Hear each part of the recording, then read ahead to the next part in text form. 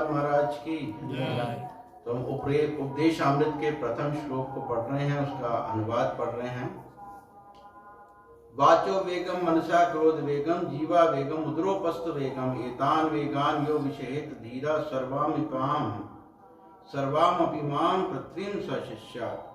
वो व्यक्ति जो वाणी के वेग को, मन की मांगों को, क्रोध की क्रियाओं को तथा जीव उदर एवं जनेंद्रियों के वेगों को सहन कर सकता है, वो सारे संसार में शिष्य बनाने के लिए योग्य हो सकता है।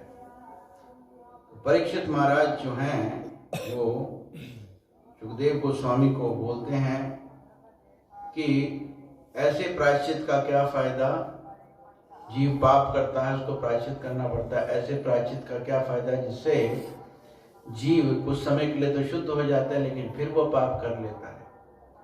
तो ऐसा कुछ बताइए जिससे प्रायश्चित करने से, ये तो नकली प्रायश्चित हुआ, जैसे क्रिश्चियन लोग करते हैं, शनिवार को जा करके पादरी के सामने बोलते मैंने ये पाप किए हैं और जीसस मुझे माफ़ करें। पादरी कहता ठीक है, तुमने बता दिया, पाप तुम्हें माफ़ करेंगे। और उनका उद्देश्य क्या होता है कि शनिवार को पाप समाप्त किए, रविवार से फिर पाप करने शुरू कर दिए, सोच के कि शनिवार आएगा फिर सारे पाप माफ हो जाएंगे हमारे। तो इसको नामनो बलाद यस्य ही पाप बुद्धि कहा गया है कि अर्थात हरे कृष्ण महामंत्र के बल पर पाप कर्म करना। कई लोग ऐसे भी हैं जो सोचते हैं कि नाम ले लेंगे तो पाप जो हमने किए हैं वो समाप्त हो जाएंगे। ऐसा नहीं होता है। यहाँ प्रभुपाद जी बता रहे हैं, शास्त्र में दिया गया पाप कर्म करने पे पुण्य कर्म करने से पाप नहीं समाप्त हो जाता। पुण्य की अलग खाता चलता है, पाप का अलग खाता चलता है। तो कभी भी ये मेंटालिटी नहीं लानी है कि हम भक्ति कर रहे हैं, जो कुछ हम गड़बड़ कर रहे हैं वो ठीक हो जाएगा। नहीं, जो गड़बड़ आप कर रहे हैं उसका आपको भुगतान भोगना पड़ेगा। जो भक्ति कर रहे हैं वो आपको भक्ति मिलेगी, जो गड़बड़ कर रहे हैं वो गड़बड़ मिलेगा उसमें। इसलिए जब तक ये गड़बड़ करने की प्रवृत्ति बनी हुई है मन के अंदर, तब तक हमारी शुद्धि नहीं हुई है। और इसलिए असली प्रायश्चित क्या है उसके बारे में यहाँ प्रभुपाद जी लिख रहे हैं। असली पश्चाताप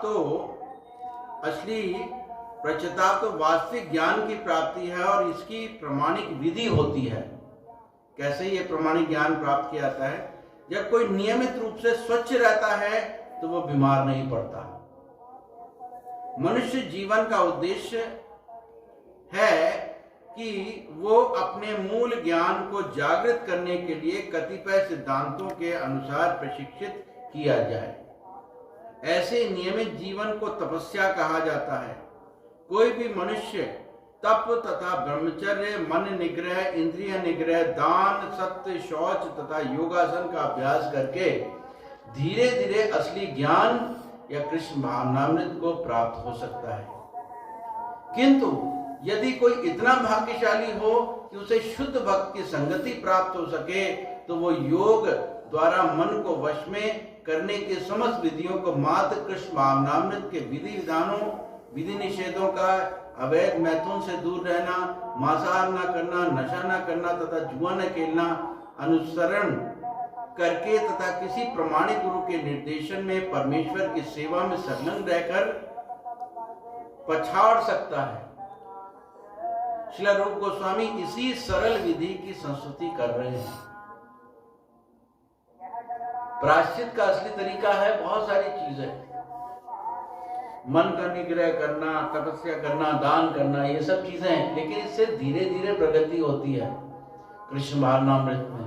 दूसरी तरफ अगर कोई प्रमाणिक गुरु के निर्देश अनुसार केवल 4 नियमों का कड़ाई से पालन करता है और उनकी आज्ञा में परमेश्वर की सेवा में संलग्न रहता है, भगवान की सेवा में संलग्न रहता है, तो वो बहुत जल्दी जो है कृष्ण भावनामृत को प्राप्त हो सकता है। ये सरल विधि गोस्वामी बताते हैं। शास्त्र में बहुत सारा दिया, ये पाठ करो, ये कर्म कांड करो, ये यज्ञ करो, हवन करो। ऐसा नहीं कि वो काम नहीं करेंगे, धीरे धीरे होएगा।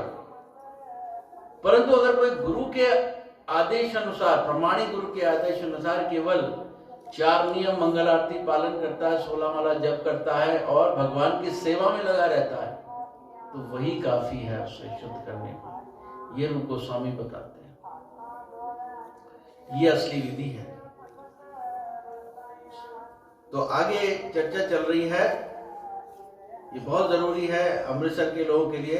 सर्वप्रथम मनुष्य को अपनी वाणी पर संयम रखना चाहिए।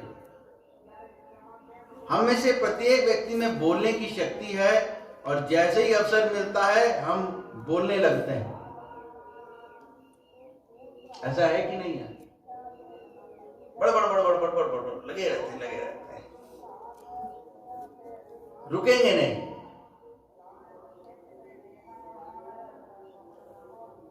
जो बाहर के लोग आते हैं वो कभी कभी परेशान रहते, सर पकड़ लेते हैं, ये बंदा यार बोले जा रहा है, रुकता ही नहीं है, चक्कर क्या है। लेकिन अमृतसर में तो नॉर्मल है, ये नॉर्मल चीज है। यदि हम कृष्ण भावनामृत की बात नहीं करते तो अनेक तरह की व्यर्थ की बातें करते रहते हैं। जिस तरह मेंढक खेत में टर्राता है, उसी तरह हम भी जीव होने के कारण चाहे हमें व्यर्थ की ही बातें करनी है अवश्य बोलते हैं। कितनी बातें हम दन दन दन दन दन, असली बात नहीं करनी है, बाकी सारी बातें करेंगे पूरे दुनिया जहान की। लेकिन मेंढक की टर टर सर्प को आमंत्रित करती है, यहां आओ और मुझे खाओ। यद्यपि यह मृत्यु को आमंत्रण देना है तो भी मेंढक टर्राता रहता है। भौतिकवादी पुरुषों एवं मायावादी दार्शनिकों के बोलने की तुलना मेंढकों की टर्राने से की जा सकती है। ये सदैव व्यर्थ की बातें करते रहते हैं और अपने को पकड़ाने के लिए मृत्यु को बुलाते रहते हैं। लेकिन वाणी के संयम का अर्थ अपने से थोपी गई चुप्पी, मौन की बाह्य क्रिया नहीं होती है।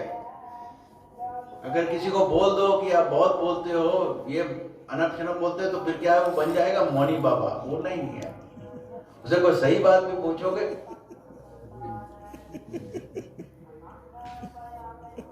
बोलना ही नहीं, नाराज हो गए मौनी बाबा। यहाँ ये बात कर रहे हैं, लेकिन व्यर्थ की बातें करते रहते हैं और अपने को पकड़ाने के मृत्यु को बुलाते हैं। लेकिन वाणी के संयम का अर्थ आपने से चुप्पी, थोपी गई चुप्पी, मौन की बाह्य क्रिया नहीं होती, जैसा कि मायावादी दार्शनिक सोचते हैं।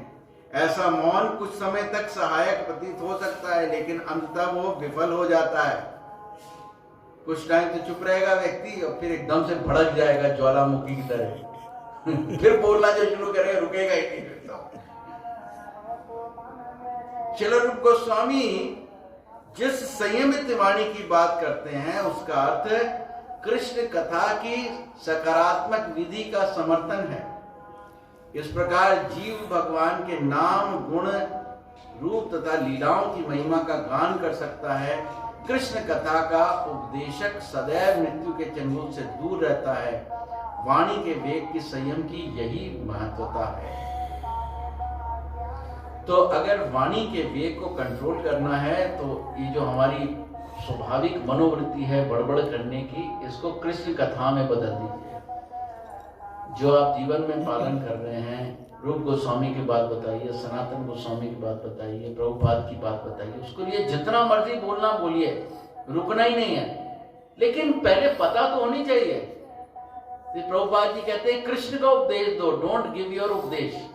हमें समस्या ये होती है कि हम प्रभुपाद की बात नहीं बोलते, अपनी बातें बोलना शुरू कर देते हैं, अपने अपने इंटरप्रिटेशन। प्रभुपाद ऐसे कहते हैं, प्रभुपाद वैसे कहते हैं, पूछो कहाँ कहते हैं, कुछ पता नहीं कहाँ कहते हैं।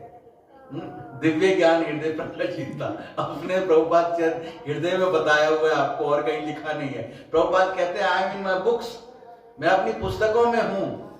अगर तुम्हें मेरी बात को बोला, मेरी पुस्तकों से बोलो, जो मेरी पुस्तक में बोला कहा है एज इट इज बोलो। ये है प्रभुपाद वाणी, ना कि अपनी वाणी। तो जैसे ही हम प्रभुपाद की वाणी को बोलेंगे और निरंतर इसी पे जोर लगाएंगे तो हम चमत्कार पाएंगे। हमें अभी हमारी वाणी पे कंट्रोल हो जाएगा ऑटोमेटिकली। यही तो रूप गोस्वामी ने बताया है। तो हरि नाम कीर्तन, हरे कृष्ण कृष्ण कृष्ण हरे हरे, हरे राम राम राम। जितना मर्जी जोर से बोले, इतना मर्जी जोर से कीर्तन कीजिए, दूसरों के कान फाड़ दीजिए, इतना कीर्तन कीजिए और प्रभुपाद जी की बात को चिल्ला चिल्ला के कहिए। ये आते हैं ना वो पास्टर वास्टर, वो बोलते हैं कोई ऐसा माइका लाल पैदा हो जो स्ट्रीट पे जा करके और प्रभुपाद की बात को जोर जोर से लोगों को बोले जा करके।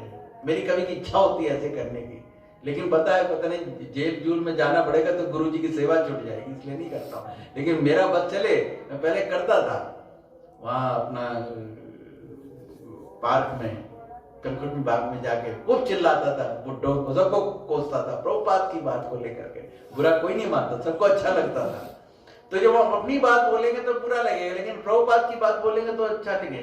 तो ऐसे से प्रचारक होने चाहिए जैसे ये लोग करते हैं यहाँ करके। इसी प्रकार से हमें भी डायस बना करके सब इकट्ठे होकर के बहुत सारे गृहस्थियों को मिल करके एक हॉल बाजार में इधर उधर वो लगाना चाहिए और बोलना चाहिए प्रभुपाद की बात को जोर जोर से। तो उससे क्या होगा कि जो हमारे अंदर वाणी का वेग है वो अपने आप शांत हो जाएगा। और बाकी रोज हरे कृष्ण महामंत्र का इतना जप करेंगे, वाणी का वेग ऑटोमेटिकली शांत। नहीं तो ये वाणी का वेग हमारा दुर्गति कर देगा उठा करके, क्योंकि हम अनाप से नाम बकेंगे, किसी के प्रति अपराध हो जाएगा, किसी को गाली निकालेंगे, किसी को कुछ कहेंगे। एक भी जीव के हृदय में ठेस पहुंच गई ना, एक भी जीव ने बद्दुआ दे दी तो हमारी भक्ति चौपट हो जाती है। और ये कब होता है? वाणी के वेग से हम बोल देते हैं। जब गुस्सा आता है ना, फिर हम कुछ भी बोलना चाहे, गालियां दे देंगे, रात के 12 बजे फोन करके गाली दे देंगे उठा के किसी को। ये हालत होगी हमारी, कंट्रोल नहीं होगा हमारे अंदर। और दूसरे को लगेगा मेरा अपमान हो, वो भी गाली देगा। दोनों के दोनों एक दूसरे पे वार कर रहे हैं और दोनों का ही पतन हो रहा है। वाणी का वेग इतना जबरदस्त है, इतना जबरदस्त वाणी का वेग। प्रवचन करने वाले की भी वाणी का वेग होता है। एक महात्मा जी प्रवचन कर रहे थे, दूसरे महात्मा जी की टर्न थी, वो बेचारे बेहोश हो गए। किसी ने कहा भाई बेहोश हो गए, अरे इनको माइक सुंघा दो, माइक सुंघा दो, जग गए। तो आदत पड़ी हुई है माइक पे बोलने की, रुक नहीं सकते। किसी ने बड़ा अच्छा कहा, ये माइक की बीमारी ऐसी से आइसक्रीम है। आइसक्रीम सामने लाओगे तो चाटते लोगे, और लाओ, खत्म नहीं होता आइसक्रीम, बंद नहीं होती है। आइसक्रीम है माइक की बीमारी। तो अलग अलग बीमारियां हैं, ये वाणी का वेग है, वाणी का वेग। इसलिए वाणी के वेग को रोकने के लिए एक ही तरीका है, कृष्ण कथा, कृष्ण कीर्तन। ऐसा रूप गोस्वामी बता रहे हैं। बोलो उपदेशामृत की जय, रूप गोस्वामी प्रभुपाद की जय।